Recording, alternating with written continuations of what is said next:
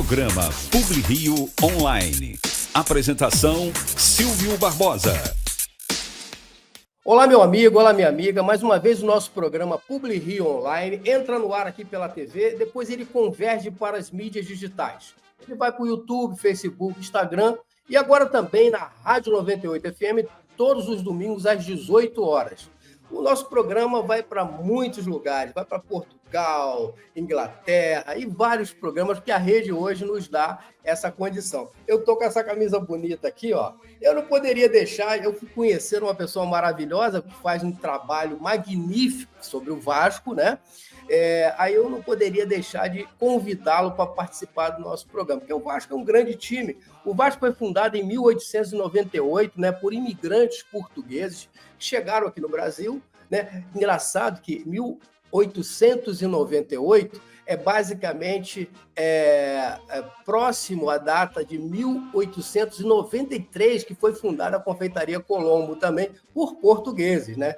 Engraçado essa situação dos portugueses vir ao Brasil e fazer essas coisas magníficas para o nosso país, né? Então o Vasco foi criado ali. E por que deram o nome de Vasco da Gama? Porque basicamente, né, esse navegador português estava fazendo 400 anos que foi à Índia. Então, foi dado esse nome magnífico, Vasco da Gama. Eu vou convidar nada menos do que o meu amigo, radialista também, né, o Flávio Dias, que está do meu lado, que tem um programa magnífico sobre Vasco, com o Flávio Dias. O programa dele é show de bola. Ô Silvio, muito obrigado aí pelo convite, muito obrigado pelo espaço, parabéns aí pelo programa, sempre um prazer a gente poder falar de futebol, falar do Vasco e poder falar desse jogo e daquilo que tem sido feito no futebol brasileiro, né, que está aí com dois times disputando final de Libertadores, dois brasileiros. É difícil você ter um favorito, eu que vejo futebol há muito tempo, já vi muitos casos de times que eram super favoritos e que enfrentavam equipes com menor qualidade, mesmo sendo grandes, e geralmente o jogo era muito duro. A gente teve uma prova na segunda-feira do jogo Corinthians e Palmeiras, né?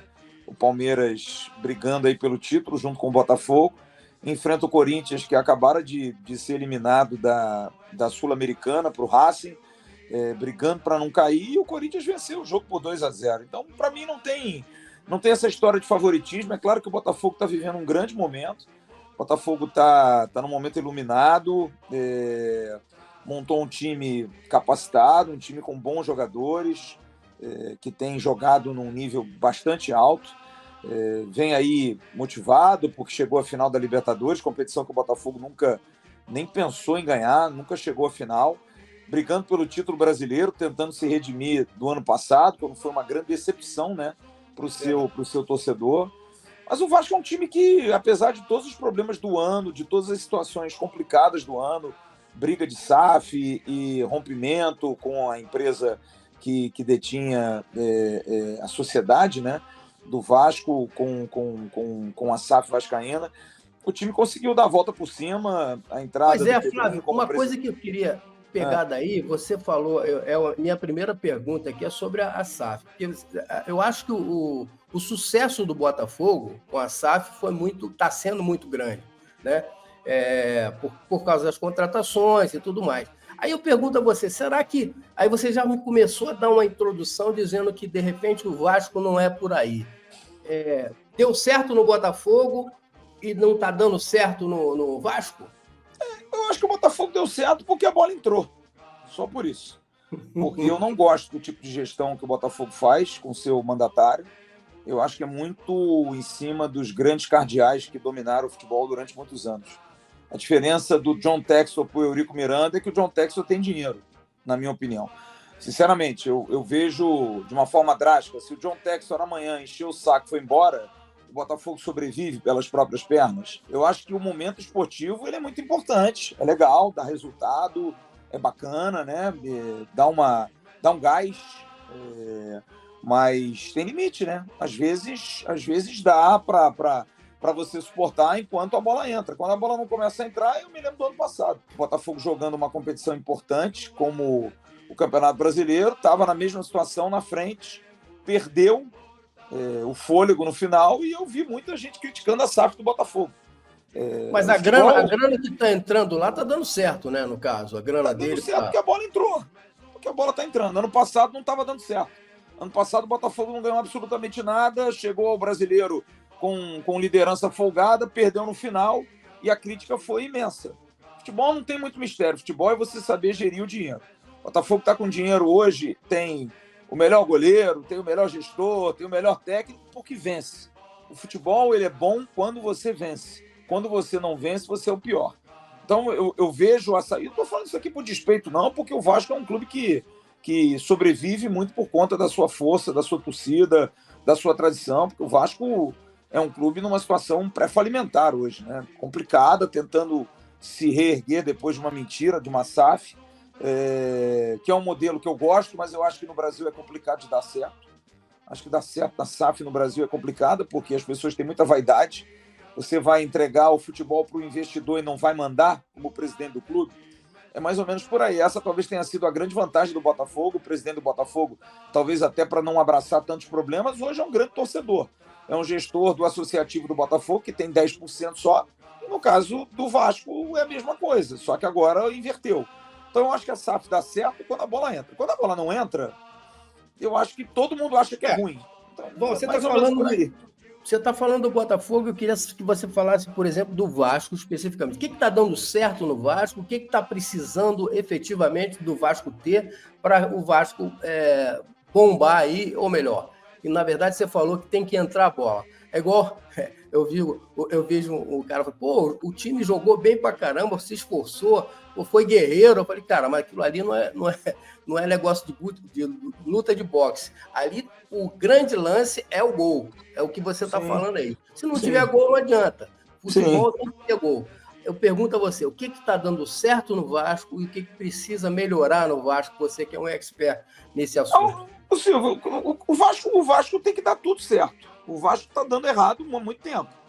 O Vasco tem dado errado há muito tempo. O Vasco teve gestões temerárias, o Vasco teve rombos financeiros, é um clube hoje com mais de 1 bi de dívida, é um clube que tem um estádio maravilhoso, mas obsoleto, que é contra o profissionalismo.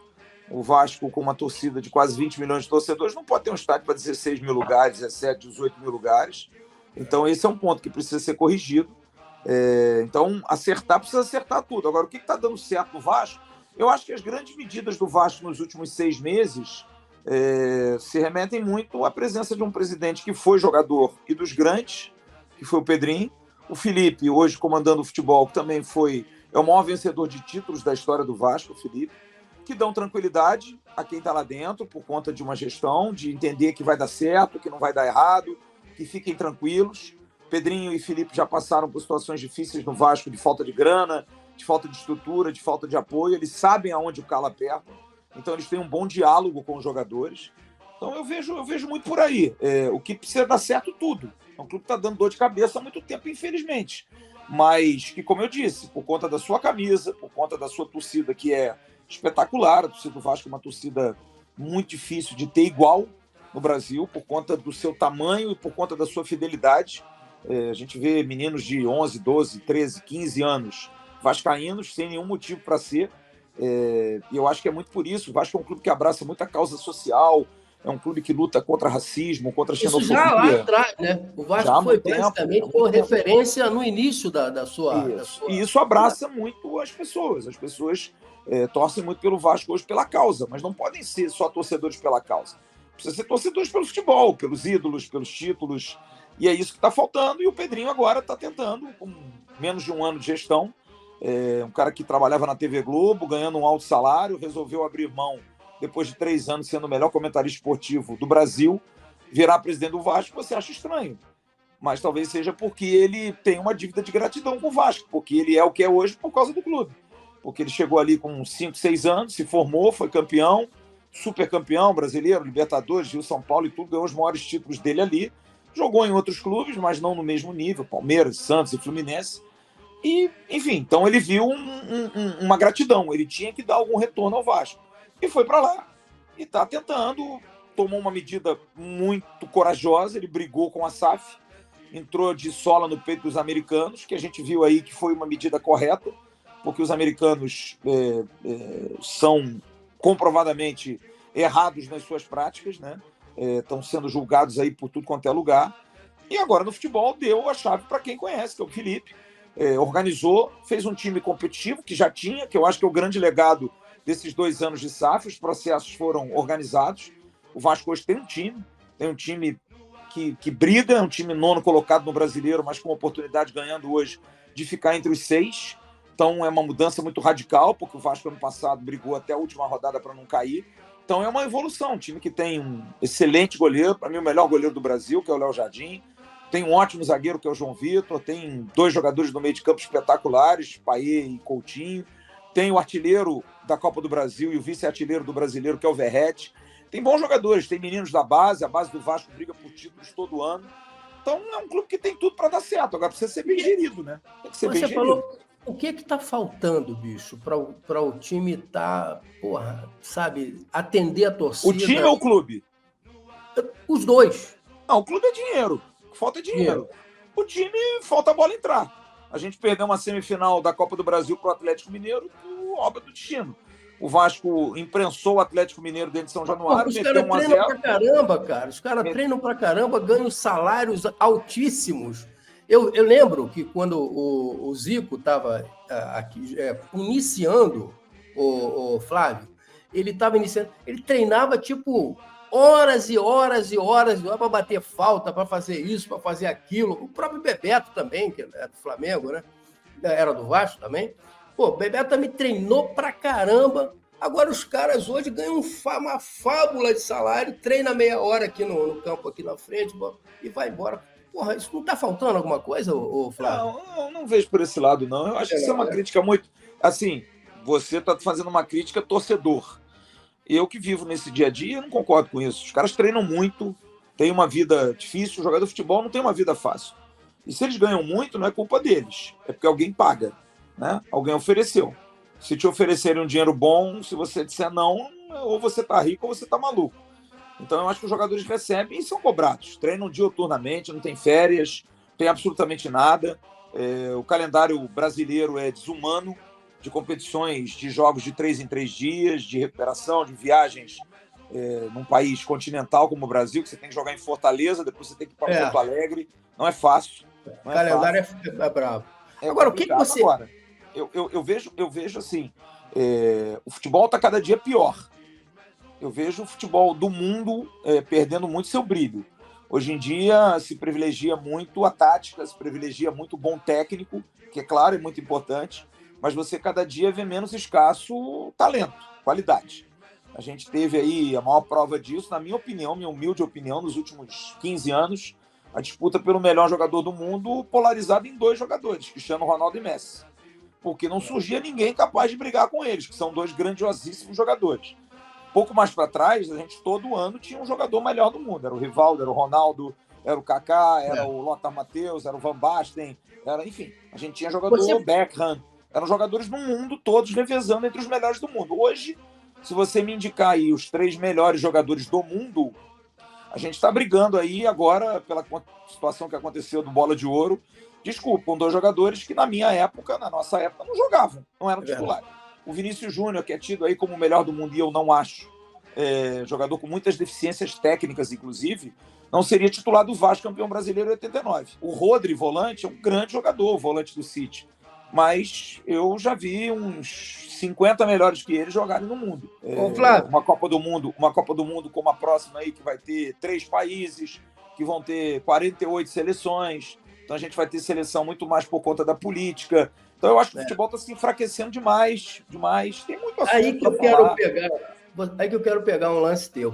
Você é uma pessoa que entende muito dessa matéria. Agora, eu pergunto a você o seguinte: você falou de técnico e falou de jogador de futebol. Houve um problema seríssimo agora com o Fluminense, que teve esse problema todo com o jogador do Fluminense.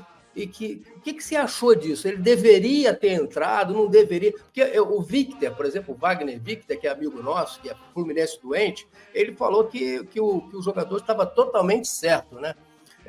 e que o técnico não deveria fazer isso. Inclusive, o jogador colocou aí na rede, ele dizendo que para não dar uma porrada no cara, ele preferiu sair. É por aí, eu não entendo disso, não. O cara fica com vontade de dar porrada no técnico. Eu acho que essa situação de dar porrada, eu acho que isso aí é uma fake, tá? Isso aí fizeram isso de farra aí com um negócio de inteligência artificial. Agora, admiro muito um empresário, uma pessoa importante, ou quem quer que seja, que tem uma empresa que comanda, achar que o Marcelo fez certo. Sinceramente, eu sou do tempo em que se respeita. Talvez a gente tenha uma outra ideia. Eu sou do tempo que eu respeitava meu pai e minha mãe. Meu pai, inclusive, se eu comesse sem camisa na mesa, não me servia comida. Eu sou da época que eu apanhava de cinto e de chinelo. Não sou favorável a isso, mas me considero uma pessoa minimamente educada e com um mínimo de bom senso. Eu acho que o que o Marcelo fez foi coisa de menino mimado e de zero limite. Zero limite. Sapato alto. Não, acho que não. Eu acho que é marra mesmo de um jogador que se acha porque é endeusado, porque é... Eu acho o seguinte, o jogador de futebol, ele tem um mérito de uma carreira dura, de uma carreira difícil, de uma carreira que passa por vários crivos, ganha bem, como a gente estava falando aqui, porque alguém paga e porque alguém acha que ele vale, ok? Mas isso não o torna dono de hierarquias, sabe? Eu acho que as hierarquias elas precisam ser respeitadas. Eu acho que se você tem um presidente, se você tem um técnico, eles precisam ser respeitados. O Mano Menezes tem idade para ser pai do Marcelo. E se o Mano Menezes chamou o funcionário dele para entrar aos 49 do segundo tempo, aceite e faça o seu trabalho. Você não está ali com um contrato que te dá a prerrogativa de você jogar tantos minutos ou mais minutos do que os outros. Então, o que o Marcelo fez foi uma indisciplina, o que o Marcelo fez foi errado, o que o Marcelo fez foi muito mau exemplo. Para um cara que tem vários torcedores que gostam muito, eu tenho aqui amigos que conhecem e que já me deram relatos terríveis do Marcelo em relação à sua postura arrogante, de intimidar torcedores. Eu vi uma cena dele tirar uma foto com um torcedor, o cara botou a mão no ombro dele para apoiar, ele olhou para o ombro ele olhou para a mão do cara e perguntou: o que você está metendo a mão no meu ombro? Então, sinceramente, esse tipo de pessoa, se alguém defende, eu lamento profundamente. Lamento profundamente. Eu acho que o Mano Menezes, não estou discutindo, vou botar o cara aos 49. Talvez ele tenha botado o cara aos 49 do segundo tempo, porque ele acompanha o dia a dia. Talvez ele ache que o Marcelo não tenha condição de jogar mais tempo. Tem que entender também o outro lado, se o Marcelo está se doando nos treinos. Então, eu acho que o Mano Menezes fez certo na postura. Se ele fez certo em tirar o Marcelo aos 49, aos 48, aos 20 do segundo tempo, não estou discutindo a medida, tá? O que ele fez. Eu estou discutindo o modo como isso foi feito. Então, eu acho que o treinador não pode ser aviltado, não pode ser sacaneado, porque eu acho que o que o Marcelo fez foi uma sacanagem. Foi uma sacanagem. É a mesma coisa que se o Mano tivesse botado o Marcelo com 1 minuto de jogo, resolvesse tirá-lo. Porque ele perdeu uma bola e o Fluminense tomou um gol. Pior se ele entra com 1 minuto de jogo, e faz um gol. Agora, deixa eu te fazer uma pergunta que não quer calar. O jogo de hoje, Botafogo e Vasco, qual é o score que você acha que vai dar hoje para a gente finalizar o nosso programa? Esse negócio de score, eu não sou muito favorável, não. Eu acho que o Vasco ganha o jogo. Eu acho. Até porque, historicamente, o Botafogo tem muita dificuldade com o Vasco. Sempre teve. Esse ano, 2002, se eu não me engano, o Vasco perdeu, não foi? Esse ano, por exemplo, jogaram 2 vezes e o Vasco não perdeu. Foi empate no Brasileiro e uma vitória dentro do Engenhão no Carioca por 4-2. O Botafogo saiu até na frente 1-0, o Vasco virou para 4. Então o Botafogo tem dificuldade de jogar contra o Vasco. Ano passado, na reta final do Brasileiro, quando o Botafogo estava brigando pelo título, a derrocada do Botafogo começou em 2 derrotas contra Grêmio e Palmeiras, que ele sofreu viradas incríveis, e foi jogar em São Januário com o Vasco, e o Vasco venceu por 1-0. Então o Botafogo, historicamente, tem problemas. É o único clube que tem mais problemas com outros no Rio, é o Vasco. Então o Botafogo, historicamente, já ganhou finais do Vasco, enfim. Mas tem essa... Claro que o Botafogo é o favorito, está jogando um grande futebol, mas eu acho que o Vasco também... O Vasco vem de um jogo muito bom contra o Bahia, fez um jogo segunda-feira passada contra o Bahia, que é o sexto colocado no campeonato, sétimo colocado, muito bom. Fez um jogo que meteu 3-0 em 30 minutos. E outra coisa, o Vasco está leve. O time do Vasco, diferente do ano passado, esse time que ano passado jogava cada partida para ver se não ia cair, esse ano joga cada partida pensando em voltar à Libertadores. É uma outra cabeça, é um outro astral. Claro que a torcida do Botafogo vai estar em maioria, vai estar com clima de indo para a final da Libertadores. É o primeiro jogo depois da classificação. A gente sabe tudo isso. Mas eu acho que o time do Vasco é um time muito maduro e vai fazer um jogo duro. Eu acho que se o botafoguense pensa que hoje vai atropelar, vai ganhar fácil do Vasco, só se der tudo errado. Mas em condições normais de temperatura e pressão, é jogo duro para os dois.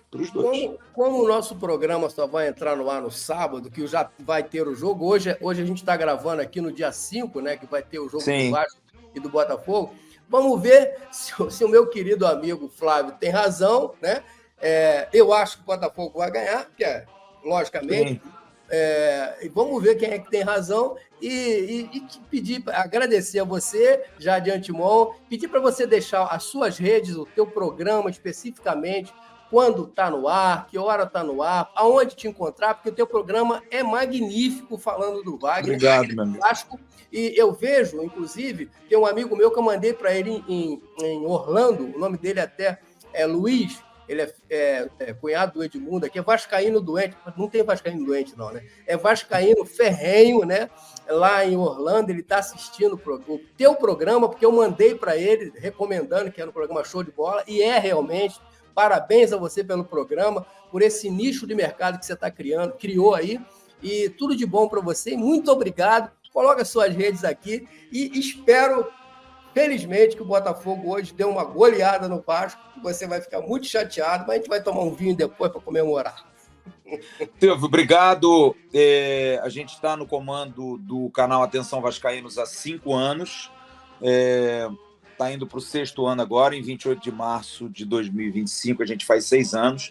É um canal só de jornalismo, a gente faz jornalismo, somos todos torcedores, claro, apaixonados pelo clube, mas isentos em termos de crítica ou de elogio, isso aí é algo que a gente não tira.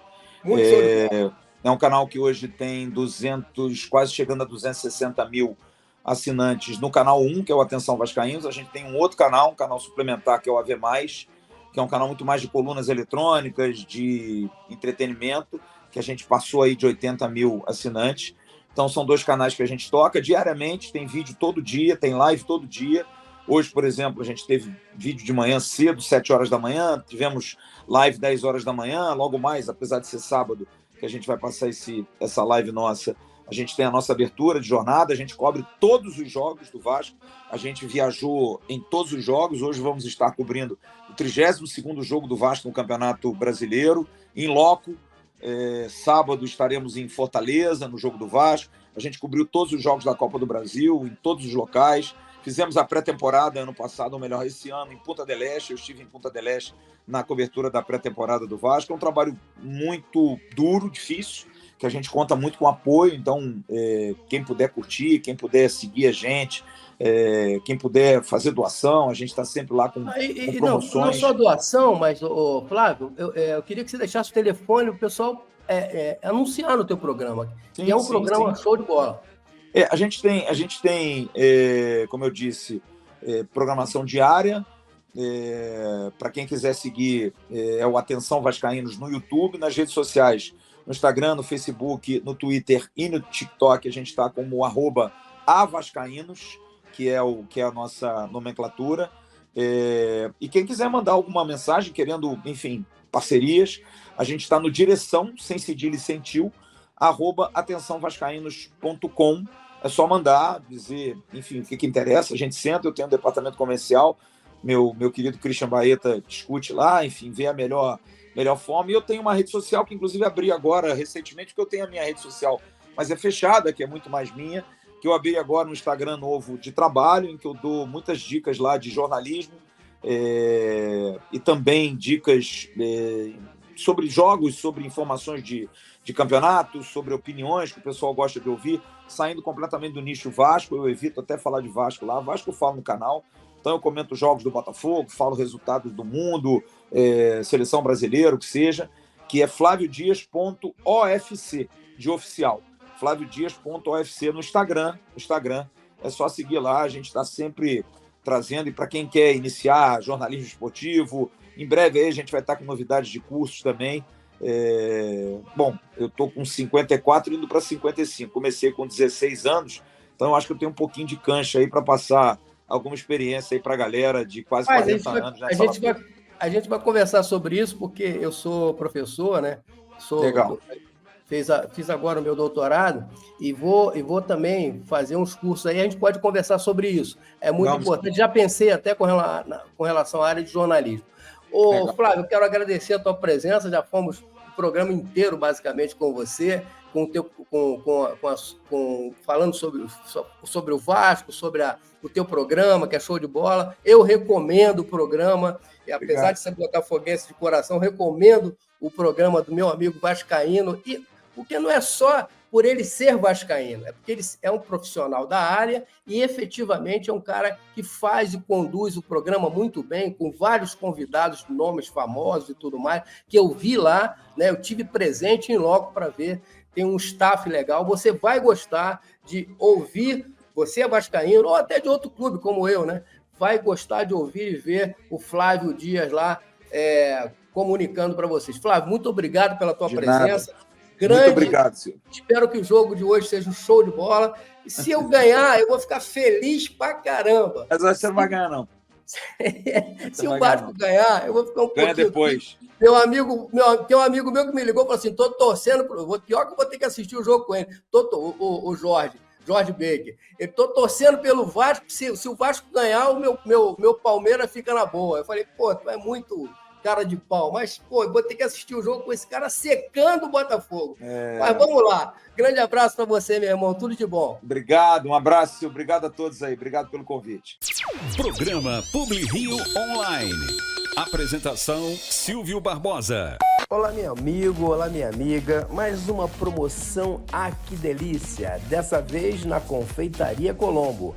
É um café duplo para você e para o seu amor. Você vai curtir torradas Petrópolis, croissant, mini baguete, bolo, queijinhos, presunto. Você vai escolher tomar café, um chocolate ou um chá. Manteiguinhas, geleias, pasta de queijo, biscoitinhos, 2 sucos de laranjas gostosos e ainda mais uma salada de fruta para terminar. É isso aí, esse café duplo é para você e para o seu amor. Nós vamos sortear dentre as pessoas que entrarem nas nossas redes sociais, se inscreverem e curtirem. Eu quero participar da promoção Que Delícia na Confeitaria Colombo. É só isso que você tem que colocar, que você estará concorrendo no final do mês. São 2 casais que irão se deliciar com essas maravilhas da Confeitaria Colombo. É só se inscrever nas redes digitais do nosso programa. Eu quero participar dessa promoção. Que delícia, tá bom? Aguardo você, hein? Se inscreva, vamos lá, vamos! A Alerj está sempre presente na sua vida. Criou uma CPI para defender pessoas com deficiência de práticas abusivas dos planos de saúde, como cancelamento unilateral de contratos. Quando os agricultores de Cachoeiras de Macacu perderam tudo nas chuvas, a Alerj também estava lá. Sem falar nas diversas leis que a Alerj aprovou para vítimas de doenças consideradas raras. A Alerj está sempre trabalhando para você. Alerj transforma sua vida. Olá, meu amigo, olá, minha amiga. Mais uma vez o nosso programa Publi Rio Online está fazendo uma promoção magnífica. Você vai curtir dessa vez o trenzinho do Corcovado e o Cristo Redentor. Pois é, a nossa promoção vai sortear todo final de mês 4 pares de ingresso para você participar da nossa promoção e concorrer a esses ingressos. É simples, você vai se inscrever no YouTube e no Instagram e participar dessa promoção magnífica.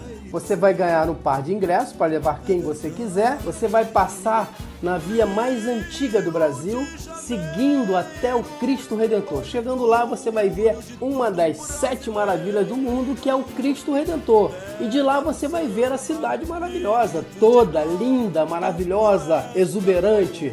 A promoção é Rio Cartão Postal do Brasil. Vamos dar 4 pares de ingresso todo final de mês. Participe, se inscreva no nosso YouTube ou no Instagram. Eu aguardo a sua inscrição. Valeu? Programa PubliRio Online. Apresentação Silvio Barbosa. Bom, meu amigo, agora o nosso programa segue nesse próximo bloco, né? Falando sobre o Novembro Azul. Mas para falar sobre o Novembro Azul, você sabe o que quer dizer o Novembro Azul? Sabe? Não sabe? Então você vai ficar sabendo agora. Eu estou trazendo para nós aqui no nosso programa novamente um dos maiores especialistas da área de urologia do Rio de Janeiro e do Brasil. Eu estou falando do Dr. Edson Almeida e Silva. Dr. Edson, quais são as principais inovações e avanços recentes ao cuidado urológico que têm beneficiado os pacientes? Bem, Silvio, nós temos, assim, na medicina, como em todos os campos de tecnologia, de todas as áreas, engenharia, nós temos recebido uma evolução tecnológica realmente bastante significativa, sob o ponto de vista de investigação, de tratamentos, de opções de tratamentos, para que a gente possa beneficiar melhor essa população. Esta oportunidade que nós temos, por exemplo, de conscientizar os homens para uma investigação, ela visa aqueles homens que vão desenvolver ou que já possuem uma doença maligna da próstata, por exemplo, que eles tenham um diagnóstico precoce. E de posse desse diagnóstico precoce, que hoje ele é feito com uma precisão bastante significativa, nós temos oportunidade de oferecer tratamentos menos agressivos para esses homens. Por exemplo, especificamente aí no Novembro Azul, que é a campanha da conscientização do câncer de próstata, nós temos, assim, investigações, assim, fantásticas. Primeiro, nós temos que, vamos dizer assim, o pontapé inicial na investigação de um homem que nos procura para fazer um exame de próstata. Isso consta, basicamente, de um exame físico, uma história clínica e uma dosagem de uma proteína no sangue, que é o PSA. A partir deste momento, se nós temos alguma suspeição ou achamos que nós devemos evoluir para uma precisão maior para uma suspeição de uma doença qualquer, o segundo passo é um exame de imagem. E hoje nós temos condições, já está até bem popularizado, que é um programa especial de ressonância magnética chamado de ressonância multiparamétrica da próstata, em aparelhos até mais de ressonância, mais modernos, de fazer diagnóstico de um câncer de próstata, por exemplo, embora outras doenças também possam ser diagnosticadas, e a partir disso, então, vamos evoluindo passo a passo até chegarmos a uma definição se este homem é portador de alguma doença da próstata ou não. Mas isso não é muito caro, doutor? Não, hoje, quer dizer, esses exames todos, essa parte investigativa em que nós lançamos mão, exame de laboratório, que até os pacientes lá do nosso instituto no Rio Comprido, que não têm condições, eles são capazes de fazer esse exame, porque é um exame barato. A partir daí, nós partimos para o exame de imagem, que também hoje nós temos parcerias com alguns laboratórios que faz isso de uma maneira até facilitada, quando o custo desse exame não cabe no bolso dessa população mais vulnerável. Mas não é nada assim absurdamente caro. A partir daí, então, a coisa é um pouco mais, vamos dizer assim, seria mais complicada sobre o aspecto financeiro para os pacientes que necessitam, por exemplo, fazer uma biópsia. Já que a biópsia da próstata, hoje em dia, nós temos um protocolo, seguimos um protocolo internacional que nós chamamos de uma biópsia da próstata por saturação. Se nós temos numa ressonância uma área de suspeição na próstata para, vamos dizer assim, uma possibilidade de um câncer de próstata, nós não biopsiamos somente esta área. Nós fazemos aquilo que chamamos de biópsia por saturação e fazemos um rastreamento de toda a próstata para ver se a doença realmente está só nessa área de suspeição ou se já existe algum comprometimento em outras áreas.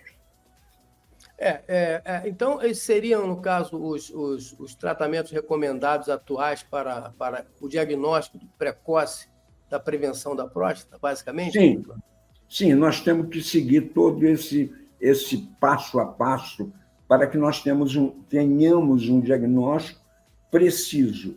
E a partir do momento que nós temos, através de uma biópsia, através de uma ressonância... Mas antes do exame, doutor, desculpe interrompê-lo, antes do exame, como é que o cara está em casa, ele pode sentir que, de repente, é um problema de próstata? Os sintomas que podem acontecer, ele parece que ele não urina bem, por aí. Eu queria que o senhor passasse, assim, definisse mais precisamente para os nossos telespectadores. Isso aí já é uma fase um pouco avançada, vamos dizer assim, do crescimento da próstata, que é uma doença obstrutiva que acaba dificultando a saída da urina da bexiga para o meio exterior. A recomendação internacional, isso varia de país para país, mas aqui no nosso continente, especificamente no Brasil, o que nós recomendamos é para os homens que, aos 50 anos, mesmo não sentindo nada, que eles se submetam a uma avaliação anual, que aí é uma coisa menos complexa. É um exame clínico e um exame de sangue. Entendi. Estes pacientes, porém, se eles têm casos de câncer de próstata na família, ou, dependendo, vamos dizer, o risco, existe também um risco. Quer dizer, os fatores de risco para o paciente desenvolver um câncer de próstata é idade, o envelhecimento é um fator de risco, o fator é racial, já que na raça negra a incidência de câncer de próstata é maior, tanto que a maior população de câncer de próstata do mundo são os negros americanos. E existe também o risco familiar. É aquele paciente em que o pai, ou um tio paterno, ou avô paterno, ou um irmão tem um câncer de próstata, esse risco familiar aumenta a possibilidade desse paciente vir a desenvolver um câncer de próstata. Embora isso não seja matemático, é apenas probabilidade. Então, basicamente, 50 anos, mesmo assintomático, recomendamos a iniciar o exame. Agora, doutor, como o estilo de vida influencia a saúde urológica? Há alguma recomendação assim, específica para manter uma boa saúde nesta área aí, doutor? Professor e doutor, né? Bom, Silvio, os homens, por exemplo, existe um outro fator que está relacionado ao câncer de próstata, que é a obesidade. Então, nós recomendamos assim, uma vida saudável, tanto sob o ponto de vista de atividades físicas, assim como também o fator alimentar, ele tem riscos para o desenvolvimento do câncer de próstata. Por exemplo, a ingestão de carne vermelha. A alta ingestão de carne vermelha, ele é um fator de risco também para o desenvolvimento de um câncer de próstata e até outras doenças. Não é que a pessoa não possa comer, olha, eu vou a um churrasco ou vou comer um... Isso aí não é proibitivo. O que nós recomendamos... De vez em quando, tudo bem, só não pode manter diariamente. Né? De vez em quando... não seja uma coisa muito frequente. Frequente. Tanto que nos países asiáticos, por exemplo, onde a alimentação é broto de bambu, é uma coisa mais saudável, peixe cru, essas coisas, a incidência de câncer de próstata é extremamente pequena. Entendeu? Nos asiáticos é uma coisa muito pequena essa incidência do câncer de próstata. Já nos países em desenvolvimento, países desenvolvidos, em que a incidência ou hábito da alta ingestão da carne vermelha, que é um exemplo, é um fator para o desenvolvimento do câncer de próstata. Doutor, então eu gostaria que o senhor passasse aqui para a gente, já que o senhor, na verdade, o senhor, não sei se o senhor sabe, o senhor é nosso colunista aqui do nosso programa, né, sobre urologia. A gente não poderia falar melhor do que o papa da urologia, que é o senhor doutor Edson Almeida e Silva, que todos os dias, qual é a sua frequência lá na clínica que beneficia todo mundo, doutor? Bom, Chico, nós temos a nossa atividade privada lá na Clínica São Vicente da Gávea, que é outra história. Nosso intuito de divulgação... Lá o senhor trata das estrelas da TV Globo, estrelas maiores, né? É um hospital mais diferenciado, um hospital mais, vamos dizer assim, com outro foco. É verdade. Mas o intuito é um outro segmento. É um outro segmento social e financeiro, vamos dizer assim. O intuito desses programas que faremos aqui, programa de rádio, é com a finalidade de divulgar o nosso Instituto de Urologia do Rio Comprido, onde desenvolvemos e praticamos uma medicina social. É uma medicina que a gente procura colocar, que caiba no bolso das pessoas mais vulneráveis, que nos procuram, às vezes, por situações bastante, quer dizer, isso todo dia eu vejo lá, situações bastante até inaceitáveis, diríamos assim, de homens que estão com sonda para operar uma próstata há 1 ano, 2 anos, e trocando sonda todo mês. Nós procuramos lá no Rio Comprido, no nosso Instituto de Urologia, tentar resolver. Evidentemente, nós não conseguimos resolver 100% dos problemas, mas resolvemos assim 90%, 95%. De acordo, nós temos uma parceria lá com a Rede Casa, o hospital, a Casa de Portugal, que é bem próximo ao nosso ambulatório, onde temos assim preços que cabem no bolso dessas pessoas, com facilidade de pagamento. Isso tudo a gente tenta resolver. E estamos à disposição de todos lá, todos aqueles que precisem de um atendimento urológico, precisem de uma consulta. Estamos lá no Instituto de Urologia do Rio Comprido, que fica na Rua Estrela, número 73, e o nosso telefone é 2516-5888. A Rua Estrela é aquela em frente à Universidade Estácio de Sá? É bem próximo ali. É uma rua onde tinha o Hospital Alemão. Ah, entendi. Até esse nosso trabalho era realizado no ambulatório do Hospital Alemão. Mas o Hospital Alemão fechou e foi vendido lá, parece, para o Hospital do Olho, eu não sei bem. E eu consegui um espaço bem próximo ao hospital, que é no número 73. Doutor, estamos lá, temos consulta todos os dias, alguns exames tipo ultrassonografia e consultas com médicos bastante capacitados, todos bem formados, com título de especialista, e na tentativa de poder oferecer a essa população mais vulnerável um atendimento digno. 2516-5888 é o telefone, e eu quero agradecer ao senhor, doutor Edson, pela sua gentileza. Eu acho que quando o senhor é um homem de sucesso, o senhor tem a Clínica São Vicente, que já é o seu habitat normal, mas o senhor basicamente está atendendo a população mais necessitada através lá desse instituto que pode beneficiar muitas pessoas que precisam. Tem muita gente na fila do SUS, tem muita gente na fila do CIRJEG, que aquilo é uma vergonha, né? O CIRJEG é uma vergonha, mas, em síntese, procura o doutor Edson Almeida Silva lá no Instituto de Urologia do Rio Comprido, que é na Rua Estrela, número, doutor? 73. Doutor, muito obrigado pela sua presença e até o próximo programa. Até o próximo. Eu estou à disposição naquilo que você puder, ou se tiver alguém que precise da nossa ajuda lá, estamos inteiramente à disposição de todos.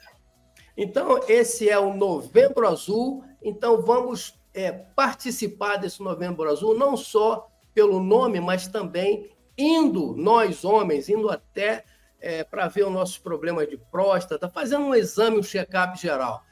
Um grande abraço a todos. Muito obrigado, doutor. Um abraço a todos. Um abraço, Silvio. Até a próxima.